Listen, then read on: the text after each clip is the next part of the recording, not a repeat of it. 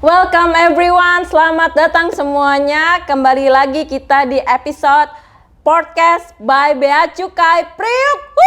Mana dong tepuk tangannya. Priuk Podcast, Priuk Podcast, Priuk Podcast. By Bea Cukai Tanjung Priuk. Ya, jadi di episode Priuk Podcast kali ini akan didampingi oleh saya Nidia, dan kali ini saya akan ditemani oleh seorang wanita yang tangguh dan kuat dari Bea Cukai Priuk. Beliau ini merupakan pelaksana pemeriksa dari bidang pelayanan Pabean dan Cukai 2, seksi Pabean dan Cukai 2, dan saat ini beliau merupakan satu-satunya pemeriksa di Bea Cukai Priuk. Mari kita sambut Mbak Sari. Selamat datang Mbak di Priuk Podcast. Ya, Gimana kabar? Capek nggak? Alhamdulillah. Alhamdulillah apa Mbak? Sehat? Alhamdulillah sehat. Alhamdulillah. Capek nggak Mbak hari ini Mbak? Lumayan. Lumayan. Kalau aku lihat dari seragamnya kayaknya habis dari lapangan ini. Dari lapangan. Tadi sempat ke lapangan dulu. Habis periksa. Luar RT. biasa. Habis periksa, ngerjain laporan pemeriksaan terus Iya, langsung ke sini. Betul. Luar biasa. Thank you banget loh Mbak udah mau datang ke Sama-sama. sini menyisakan waktunya lah ya buat podcast Priuk ini. Terus sekarang gimana? Capek nggak Mbak?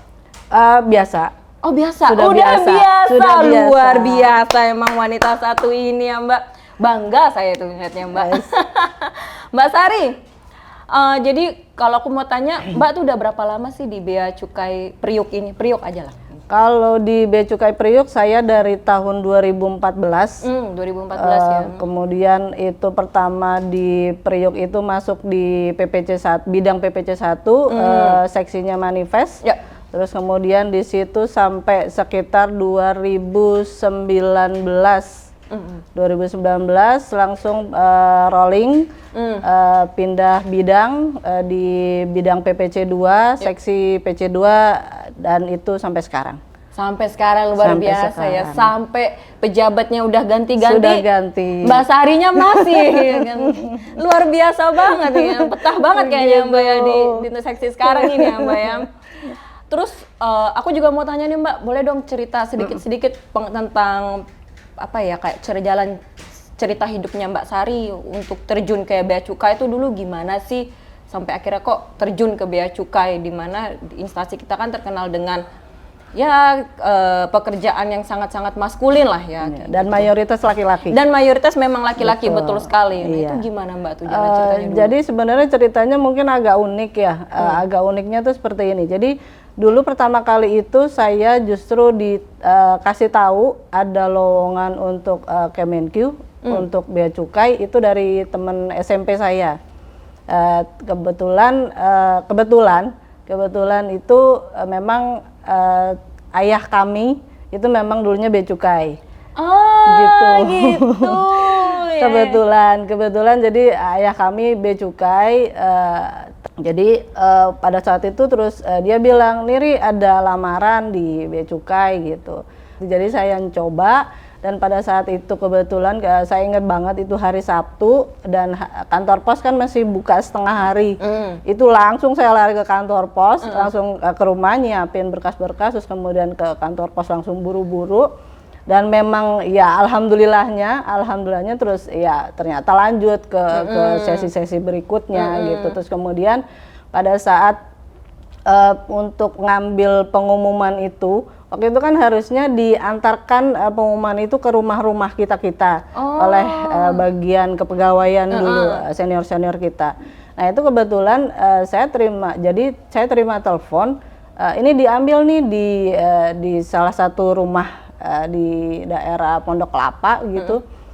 Cuma saya kan jadi agak tanda tanya, kok bukan dianterin gitu, atau bukan saya yang ngambil gitu, kenapa harus ke sana, kan takutnya apa ada pakai duit atau apa gitu kan. Saya mikir sama ibu saya, ini gimana Bu kalau pakai gitu. Ya gimana, ya udahlah ntar gampang aja gitu, namanya orang tua pengennya anaknya sukses gitu kan. Akhirnya ya udah, terus saya ke sana, ke salah satu rumah itu. Jadi ternyata senior ini yang ngirim ini lagi istirahat. Jadi daripada dia ke rumah-rumah, jadi yang terdekat di daerah situ kumpul di situ gitu. Akhirnya terus di situ saya mungkin agak menguras ini juga karena dulu haru juga saya. Jadi karena ingat almarhum ibu saya juga. Jadi dulu itu Silakan Mbak. It's okay Mbak, tenang aja.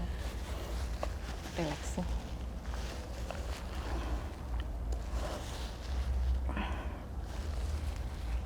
Ya. Mau minum Mbak, silakan nggak apa-apa. Minum dulu. Jadi dulu itu akhirnya saya dapat saya baca di situnya langsung di tempat itu, alhamdulillah diterima. Akhirnya pengumumannya saya pulang, kebetulan waktu itu pakai ojek tetangga gitu. Akhirnya begitu pulang saya langsung buka pagar, saya langsung lari ke ibu saya, langsung alhamdulillah saya bilang saya berhasil, saya bilang.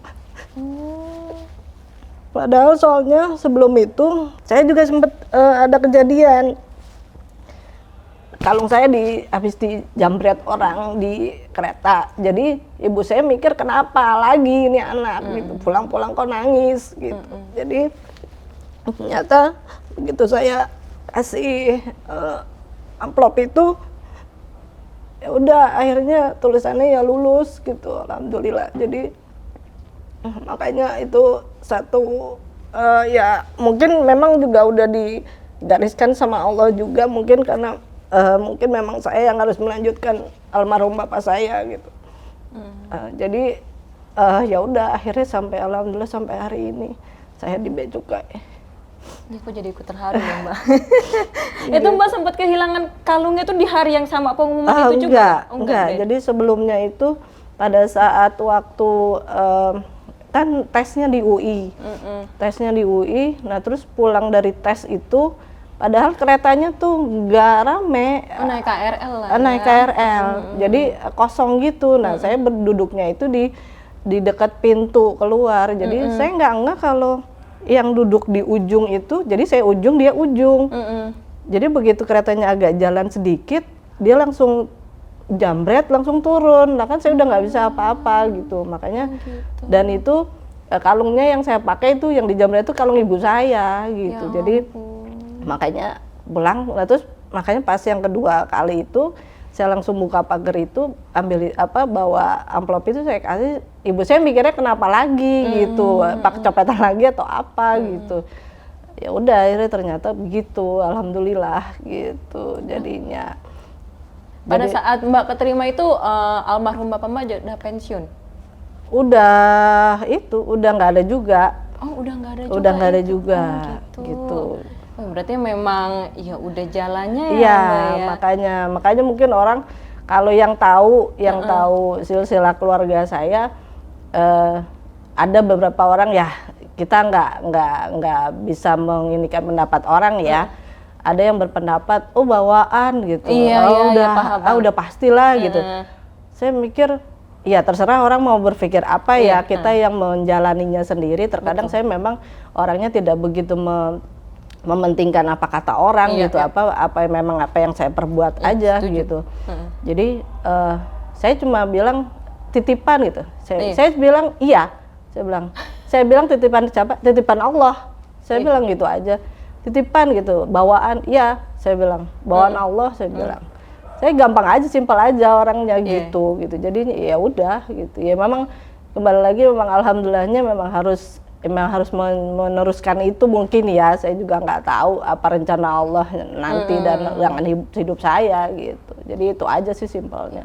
That's great sih Mbak, kalau aku dengar dari cerita Mbak. Maksudnya emang kita tuh nggak bisa kan mengendalikan pemikiran orang dan pendapat orang ke kita tuh mau gimana itu kita nggak bisa kendaliin. Itu mah emang merekanya aja yang punya pemikiran begitu gitu kan. Jadi ya udah nggak perlu kita gubris, lebih baik kita fokus ke diri kita sendiri. Toh sebenarnya Mbak waktu daftar ini pengumumannya juga taunya dari temen, malah dari temen, bukan dari orang Bea Cukainya langsung kan. Terus dari teman, terus ngikutin seleksi, ada tes segala, yang tadi tesnya ada di UI kayak gitu, ada perjalanan seperti itu dan pengumumannya juga ngambil sendiri di tempat di satu spot buat daerah situ semua. Itu sebenarnya kan ada aja sih. Tapi ya memang namanya pemikiran orang nggak bisa kita kendalikan, udah lebih baik diabaikan saja. Ya anggaplah memang mereka tuh sebenarnya pengen ada di posisi Mbak, cuma nggak kesampaian dan mereka nggak mau berusaha sebetulnya kan. Pasti mereka nggak mencoba juga gitu. Dan ya ini memang rezeki Mbak, dan karena memang Mbak mau usaha kayak gitu kan.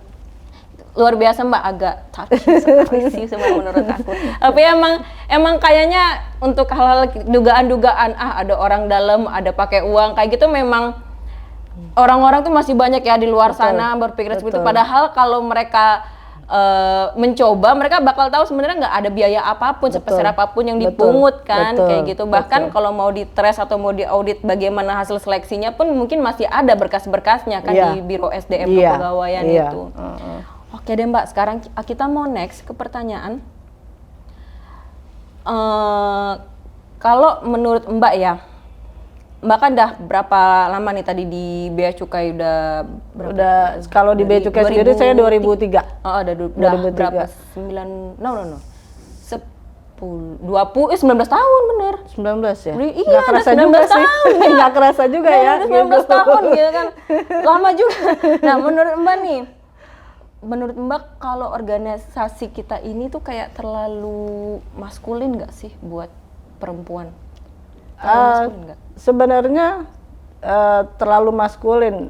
Sebenarnya ya kembali lagi ya, persepsi lagi ya, maskulin itu juga seperti apa gitu. Tapi kalau untuk saya sendiri, karena memang dari dulu memang saya anaknya anak tomboy gitu, anaknya anak tomboy, jadi dari dulu juga ya mainnya kebanyakan sama laki-laki, terus kemudian lebih banyak memang bisa bertemannya sama laki-laki, kalaupun sama perempuan sebentar gitu.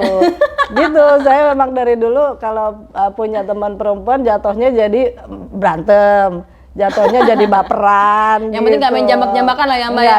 Enggak sih.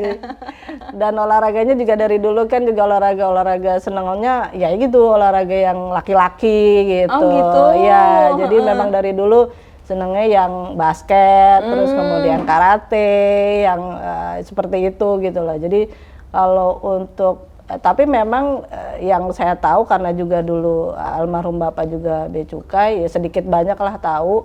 Ya memang sampai saat ini ya, selama ini memang yang sebagian besar yang diterima di Bea Cukai kan memang laki-laki gitu. Dan memang kenapa yang banyak yang diterima laki-laki, karena memang kita kan punya tugas khusus ya, tugas khusus untuk negara ini, bahwa kita untuk mungkin salah satunya untuk menjaga perbatasan gitu, menjaga penerimaan dan pemasukan negara lewat baik di laut mungkin yang kayak seperti teman-teman di Sarop gitu, sarana operasi seperti itu, dan yang kita alamin juga kan kita seperti ada Samapta gitu memang kebanyakan makanya kenapa laki-laki, tapi yang saya rasakan tidak tertutup juga untuk perempuan gitu. Buktinya dengan, kalau saya sih simpelnya gini aja, buktinya sampai saat ini saya masih hidup di Bea Cukai gitu aja.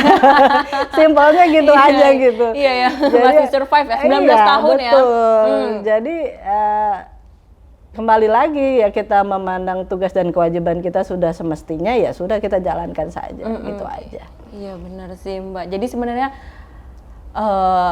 jalan buat perempuan pun buat berkontribusi juga nyatanya bisa bertahan juga. Dan 19 tahun nih kayak 19 tahun ya Priman kayak kan, dan masih bisa berkarir di sini. Kalau dari 19 tahun perjalanan Mbak nih, Mbak yang paling happy jadi apa dulu? Di bagian apa, mungkin di bidang apa, mungkin di kantor apa? Happy. Paling happy. Kalau happy sih, saya memang setiap pekerjaan yang saya lakukan, saya berusaha semaksimal mungkin saya bikin happy aja. Luar biasa, gitu. Luar biasa sekali. Mungkin kalau ada pengalaman unik, ada. Gimana dong? Ada dong. Pernah saya penempatan pertama itu kebetulan di Pusdiklat Bea Cukai. Yang pada waktu itu Pusdiklat Bea Cukai itu masih punyanya Bea Cukai. Kalau untuk sekarang ini kan Pusdiklat Bea Cukai sudah punyanya BPPK. Nah, pada saat saya di sana, kebetulan masih punyanya Bea Cukai, Pusdiklat Bea Cukai, jadi masih ada pegawai-pegawainya yang Bea Cukai. Nah, kebetulan saya di sana ditempatkan di bagian umum, khususnya di bagian perpustakaan. Nah, di bagian perpustakaan, nah itu perpustakaannya itu kan jauh daripada gedung induknya, lumayan lah gitu, lumayan. Dan itu saya tidak ada teknologi seperti sekarang ini.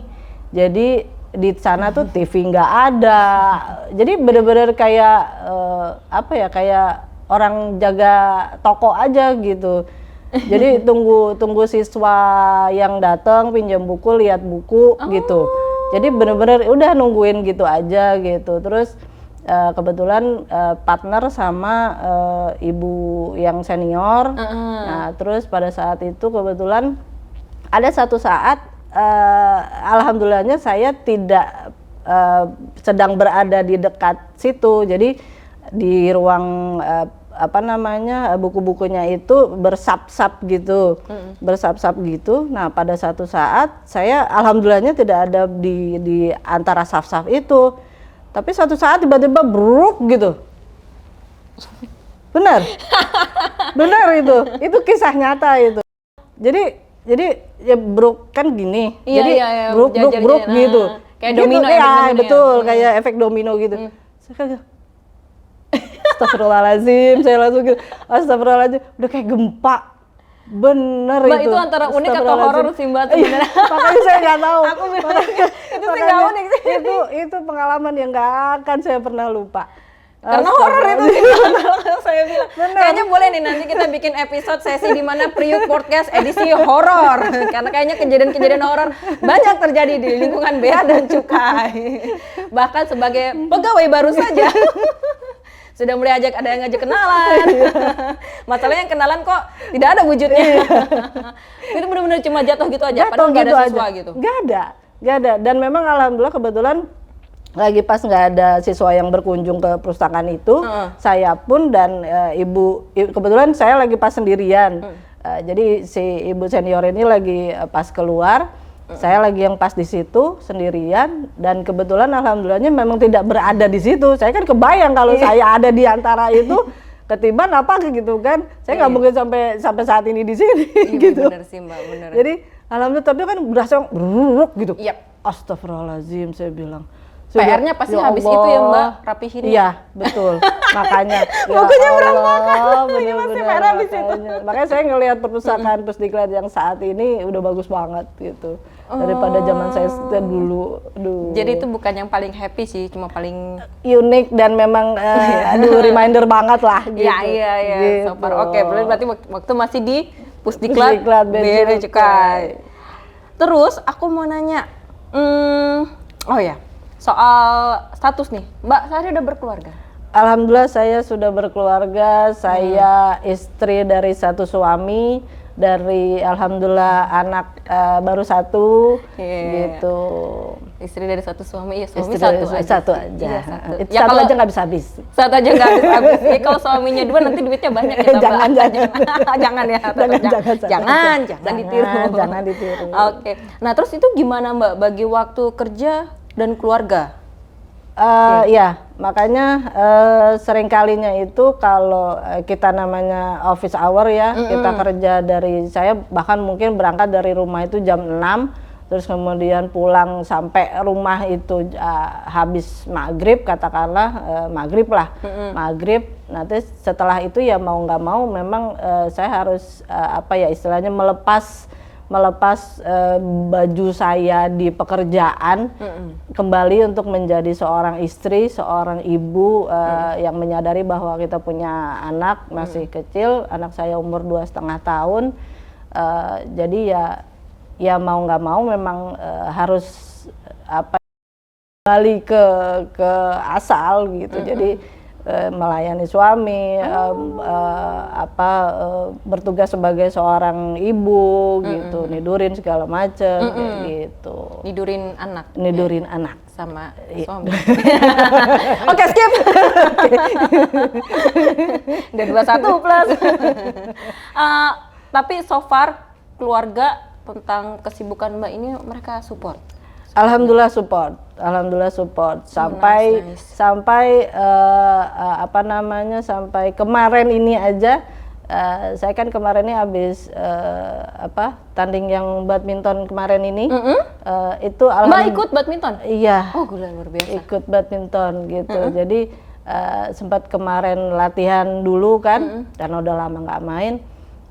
Latihan, dan itu sampai saking suaminya support antar ditungguin, ya kan. Terus kemudian setelah itu udah ini senarnya ganti yang bagusan, gripnya ganti gitu, sampai alhamdulillah segitu. Tapi memang ada satu momen yang kadang sampai sekarang antara bangga, lucu gitu. Ada yang saya bukannya nggak dapat support ya, cuma mungkin sayanya nggak berani bilang gitu. Jadi ada satu momen pada waktu tahun 2019 kalau nggak salah, kebetulan saya ikut turnamen karate mewakili Priuk. Kemudian memang pada saat itu saya nggak bilang sama suami. Saya nggak bilang sama suami dari latihan sampai ikut turnamen pun saya nggak bilang gitu. Dan sampai akhirnya dia telepon, dia ini enggak saya angkat. Nah terus tapi emang saya punya apa ya istilahnya, punya janji di hati saya akan bilang sama suami saya kalau saya bisa pulang bawa medali. Itu ada di hati saya, dan alhamdulillahnya itu terwujud. Oh iya. Terus habis itu dimarahin gak Mbak tapi sama suami? Dimarahin sedikit ya. Dikit, kayak masih diampuni lah ya karena bawa medali. Soalnya bawa medalinya alhamdulillah 2. Oh ya ampun. Padahal Mbak kalau mungkin Mbak bilang mungkin bisa jadi medalinya 3 itu karena dia supportnya makanya. nambah kan pas latihan dibawain makan. Tapi luar biasa emang Mbak Sari berprestasi sekali ya, aktif olahraga iya, kerja jalan, family iya. Nah berarti kalau menurut Mbak nih selama 19 tahun berkarir, kira-kira menurut Mbak ya instansi kita ini gimana sih dalam apa ya, dalam women empowerment, penerapannya gimana menurut Mbak? Menurut saya sampai saat ini sudah bagus ya, sudah bagus, sudah cukup mendukung dengan apa yang perempuan-perempuan bisa kita lakukan untuk instansi ini, khususnya mungkin lebih khususnya untuk di Priuk, karena memang saya itu, karena kan saya sudah pernah merasakan yang di Pusdiklat, terus kemudian di pusat, terus kemudian di Priuk saat ini. Memang pusat memang lebih banyak tantangannya, memang lebih banyak tantangan karena kan kita juga merupakan pelayanan. Jadi beda kalau di pusat kan kita hanya maksudnya di Priuk yang banyak tantangannya. Iya, di Priuk yang banyak tantangannya karena kan kita tidak hanya bertatap muka dengan kertas saja gitu. Kalau di pusat kan memang kertas aja yang dihadapi, tapi kalau di Priuk ini kan dengan bertatap muka dengan pengguna jasa, terus kemudian dengan banyak case-case gitu yang harus kita handle gitu. Jadi tapi sampai saat ini apalagi kayak olahraga atau apapun itu, saya lihat juga udah banyak perempuan-perempuan yang banyak berpartisipasi dan mereka juga punya banyak prestasi di situ. Nice. Gitu. Oke. Nah, sekarang kita mau nanya-nanya tentang pekerjaan Mbak Sari yang sekarang nih, pemeriksa barang returnable package. Kalau boleh tahu Mbak, apa sih returnable package Mbak? Returnable package itu adalah kemasan yang bisa dipakai berulang-ulang. Jadi misalkan contohnya misalkan pabrik kain. Nah itu yang bisa dipakai berulang-ulang itu kan dia kayak bonbinnya. Kayak bonbinnya itu, jadi buat bobin ya, penggulungnya itu. Nah itu yang disebut returnable package. Jadi kembali dan kesini lagi memang kosong, hanya itunya aja gitu. Itu Mbak periksa? Mbak periksa. Periksanya gimana Mbak? Jadi berdasarkan apa gitu? Jadi kalau returnable package itu kan kita sudah mendapatkan SCAP fasilitasnya dulu, karena kan mereka mendapatkan SCAP fasilitas merupakan returnable package. Nah itu nanti kita tinggal untuk periksanya itu kita tinggal bandingkan antara yang ada di SCAP dengan yang di permohonan mereka dengan BL dengan packing listnya. Apakah sesuai atau tidak, baik dari jenisnya, jumlahnya, bahkan sampai ukurannya. Gitu. Mbak periksa sendiri itu semua disesuaikan ke SCAP-nya gitu. Iya. Mbak periksa Iya. sendiri. Iya. Nice. Terus kalau Mbak bekerja sebagai pemeriksa returnable package ini, Mbak emang waktu itu inisiatif sendiri, passion gitu, atau ya pengen jalanin aja gitu? Oh, jadi sebenarnya for your information juga, sebenarnya saya cuma meneruskan apa yang Mbak Ani dimulai. Kita sekarang it's all about you, Mbak. Oh, gitu ya. It's all about Jadi you, oke. FYI gitu. Gimana Jadi, tuh waktu itu? Sebenarnya dulu itu waktu saya sebenarnya juga kayak merasa di challenge ya. Ya. Mungkin dulu Mbak Nidi juga seperti itu dengan alhamdulillahnya kita dulu mendapat leader, Yep. bukan bos ya. Ya, he's a leader. Ya. He's a leader. Jadi kita mendapatkan seorang leader, yaitu kalau boleh disebut namanya nggak? Mention, nggak boleh? Boleh dong. Boleh Dong, nggak apa-apa. Dengan Pak Baja Sinaga. Halo Pak. Hai Bapak. Hai Bapak. Jadi kebetulan emang saya juga udah kenal beliau dari zaman beliau masih pelaksana. Oh wow. Iya. Udah selama itu Iya. ya. Jadi istilahnya tuh saya sampai ngorok-ngoroknya beliau saya tahu gitu. Oh Jadi gitu. Beneran itu Pak. Nanti kalau komen di kolom bawah ya Pak ya, komen kasih tahu bener nggak tuh Pak? mohon maaf Pak. Jadi gitu. Jadi alhamdulillah memang udah kenal lebih dulu, tapi pada saat saya di rolling dipindah ke seksi PC2, itu pun tidak serta-merta saya mau langsung jadi pemeriksa pada saat itu, karena saya emang ditawarin dari awal, tapi saya bilang saya nurunin ritme saya dulu Pak, dari di manifest kan agak ritmenya agak tinggi gitu. Saya bilang saya coba nurunin ini ritme dulu deh Pak gitu. Karena kan pada saat itu juga lagi mau ada program juga kan gitu. Jadi ya udah di admin gitu kan selama berapa lama di admin. Saya walaupun istilahnya sudah lebih tinggi pangkatnya daripada teman-teman yang sudah di situ, saya juga tidak merasa malu untuk belajar dengan teman-teman yang baru walaupun mereka jatuhnya lebih junior gitu. Jangan pernah malu untuk bertanya, jangan pernah malu untuk mengambil ilmu dari orang lain meskipun orang lain itu lebih rendah daripada kita. Agree. Gitu. Jadi pada saat itu ya udah jadi admin, itu pun lumayan berlangsung lama. Nah terus akhirnya pada saat itu satu saat saya di challenge, Ri jadi pemeriksa ya gitu. Apalagi kan beliau tahu saya punya bela diri gitu. Jadi mungkin menurut beliau di lapangan bisa lebih bisa membawa diri lah gitu. Betul. Bisa membawa diri, lebih bisa confidence mungkin ya gitu. Jadi ya sudah saya coba itu dan ya udah sampai saat ini gitu. Jadi sampai saat ini so far happy. Jadi sebenarnya ya itu kembali lagi tadi saya bilang segala pekerjaan apa yang saya lakukan saya berusaha happy, diambil happy gitu. Jadi sebenarnya memang ada enaknya di lapangan karena daripada kan terkadang kita jenuh ya, terkadang kita jenuh hanya menatap komputer aja gitu kan. Jadi kalau pada saat kita keluar gitu ke lapangan ada pemandangan baru, ada satu mungkin ilmu baru yang kita ambil dari orang gitu. Jadi ya kayak misalkan kita ke lapangan gitu, ada yang bilang kirain cowok semua Bu gitu memeriksa, ternyata ada yang cewek katanya gitu. Gak ada lah saya bilang gitu. Jadi gitu aja. Dan nggak juga sih di lapangan, walaupun misalkan perempuan ke lapangan di sweet-sweetin atau apa, enggak juga ya? sih, enggak juga gitu. Ya, jadi mungkin apa perempuan yang kepedean nih bisa jadi bisa kan jadi merasa ya, kayak bener, di sweet-sweetin bener. padahal Iya. enggak. Itu jalan biasa aja gitu. Biasa aja kan Biasa sebenarnya. Iya aja. sip Mbak.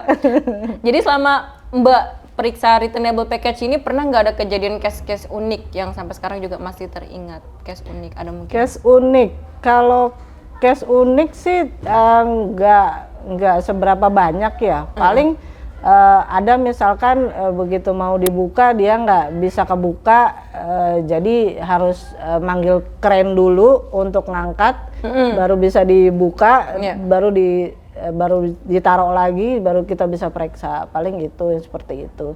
Tapi kalau case unik menemukan sesuatu hal itu sampai saat ini sih belum pernah. Tapi berarti pengguna jasanya so far masih apa ya namanya kooperatif ya. Mau diukur, masih mau dikeluarin sampai Masih. dalam lorong kayak gitu ya masih aman. Ya? Masih. Nyaman ya sebenarnya kan bisa-bisa aja nyatanya Bisa, kan ya. Cewek bisa banget bisa, kan. bisa. So it's like yeah, it's possible. Jadi buat women out there yang di Priuk mungkin bisa mencoba menjadi pemeriksa seperti Mbak Sari ini. Kita ada kok seniornya mungkin yang bisa ngebimbing kayak gitu. Yang penting strong, tough dan jalanin aja sih Ya, sebenarnya nggak sih? betul, Ya, betul, jalanin aja. betul. If you need help, kita bisa nanya sama teman atau Benar. help asking our Benar. ini kan colleagues ya, Iya, kayak teman-teman betul. sekitar. Kita pasti saling ngebantu Betul, kan, pasti betul, ending-endingnya saling betul, ngejaga kan betul, ya. betul. Alright, good. Next. Aku juga mau nanya lagi tentang RP. Oh, RP pernah nggak ada pemeriksaan di luar kota Mbak, returnable package ini? Kalau returnable package itu tidak pernah keluar kota. Kalau di luar kota itu adanya yang periksa lokasi di gudang importir. Izin timbun ya? Ya, periksa untuk penerusannya izin timbun atau penerusannya, ya izin timbun lebih ke ininya. Jadi misalkan gudangnya di Bandung gitu, tapi kan sandarnya di sini, nah kan dia nggak bisa mau timbun di sana. Iya. Jadi kita harus cek dulu si gudangnya gitu. Paling kalau yang keluar kota, tapi kalau untuk Returnable RP package. sendiri nggak Nggak ada ya, berarti so far masih di masih sini. di TPS. Gitu. Pernah nggak Mbak kayak ngejalanin pemusnahan returnable package kayak gitu atau Kalau ada pemus- gimana? Kalau pemusnahan sih sampai saat ini sih bukan wewenangnya kita ya. Bukan ya, bukan returnable Kita package. kita hanya pemeriksaan RP-nya aja. Oh, Pemeriksaan I di see. lapangannya aja. Pernah ada yang kena sanksi nggak karena dari hasil pemeriksaan yang tidak sesuai kayak gitu? So far? So far sih jarang ya. Oh, jarang ya? Jarang. Sampai saat ini sih so far so good sih. So far so good. Apa mungkin karena barangnya yang mudah terdeteksi ya, Ya. kalau beda gitu kali ya. Jadi mungkin betul. kayak ada Karena kan barangnya juga gede-gede kan, Iya, gitu. Jadi sudah bisa terlihat lah kalaupun dihitung terlihat gitu. dengan jelas. Oke, nah sekarang kita mau menuju closing. Nggak sadar dah hampir sejam kita ya, Oke. cuap-cuap. Oke Mbak, menurut Mbak nih, kalau untuk kantor kita ya, usaha apa biar supaya laki-laki dan pegawai perempuan itu bisa berkolaborasi bersama membangun Bea Cukai Priuk tercinta ini? Usaha apa ya? Sampai saat ini sih sudah bagus sih kolaborasinya. Kolaborasinya yang saya alami, yang saya lakuin sampai saat ini sih kolaborasinya sih sudah sangat baik sih. Kayak gimana Gitu. Mbak kolaborasinya? Kolaborasinya ya mungkin ya seperti yang saya lakuin sekarang ini. Jadi bahwa pemeriksa itu bukan hanya sekedar dari laki-laki aja, tapi juga mungkin bisa dikasih pilihan untuk perempuan untuk bisa jadi pemeriksa lapangan gitu. Iya, Tapi kayak yang dilakuin itu ya sama Iya. pimpinan dulu, tanya dulu, periksa dong gitu, mau nggak kayak gitu-gitu ya. Tapi mungkin kalau saya mungkin ya itu sebenarnya perempuan bisa jadi pemeriksa lapangan, tapi tetap ada keterbatasan. Oh, Tetap gitu? ada keterbatasan kalau menurut saya ya. Kalau menurut saya apalagi kalau kita wanita-wanita atau perempuan-perempuan yang sudah punya anak, apalagi anak yang masih kecil gitu. Tetap ada keterbatasan itu gitu. Jadi kalau untuk seperti mungkin kalau di teman-teman merah ya, kalau di teman-teman merah kalau saya rasa mungkin agak pressure-nya gede banget gitu ya untuk perempuan. Jadi kayaknya kalau saya sendiri sih mungkin saya sendiri nggak kuat gitu. Mungkin karena kan kalau pemeriksa RP ini kan office hour gitu kan. Iya. Jadi mungkin masih bisa lah gitu. Tapi kalau untuk teman-teman di tempat lain kan 247 kan lumayan juga gitu. Dulu sih pemeriksa merah zaman saya kayak belum 247 sih dulu. Karena kemarin ini sempat ada. Iya, sempat karena lagi tinggi-tingginya ya.